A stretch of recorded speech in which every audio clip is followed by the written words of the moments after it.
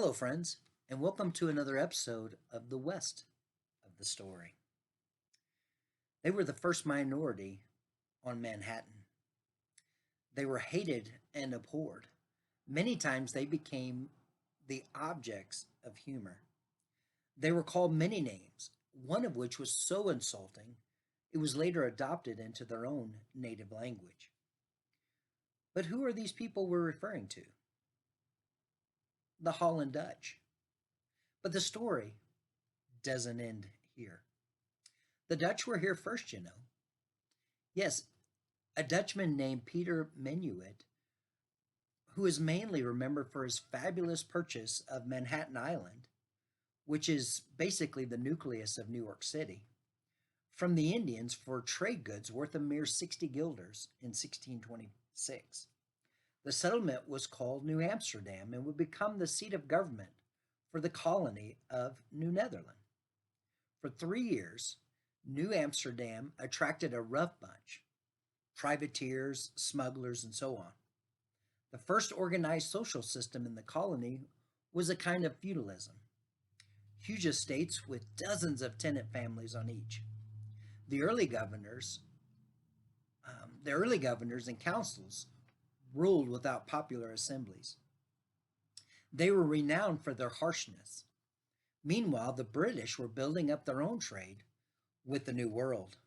Some historians believe Charles II decided to seize New Amsterdam or New Netherland, take over the valuable fur trade, and then give the colony to his younger brother, James, who is known as the Duke of York and Albany. He would later become James II. In 1664, a small English naval force set out to capture the Dutch colony. The Dutch surrendered without firing a shot. 7,000 of them decided to accept British rule in order to keep their homes.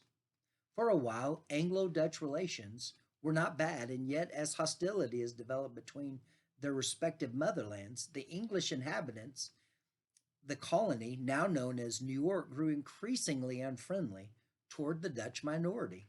First privately, and then ultimately publicly, the British New Yorkers began making fun. Anything negative was automatically characterized as being Dutch. Many phrases became part of the vernacular. Anyone who was stern and hypercritical was known as a Dutch uncle. A Dutch treat where everybody pays, well, that's of course no treat at all. Getting into trouble was often referred to as getting in Dutch. The slurs don't stop there. A Dutch widow was referred to as a prostitute. Frogs used to be called Dutch nightingales. One who said to have taken the Dutch route had killed himself. Dutch defense meant surrender. Dutch praise was condemnation. Dutch courage was extracted from the bottle. A Dutch medley, that's when everybody sings a different tune simultaneously, and the list goes on. But there's one epitaph to which the Dutch themselves particularly objected. You know how the ethnic slurs often reflect the foods with which a minority may be identified? With the Dutch were supposedly characteristically fond of cheese. And so the English began referring to Dutchmen as John Cheese, and upset the Dutch so much that they eventually turned the nasty nickname around and actually began calling Englishmen John Cheese. But they spoke John Cheese in the language of the Netherlands and was the epitaph which made the most indelible impression of all.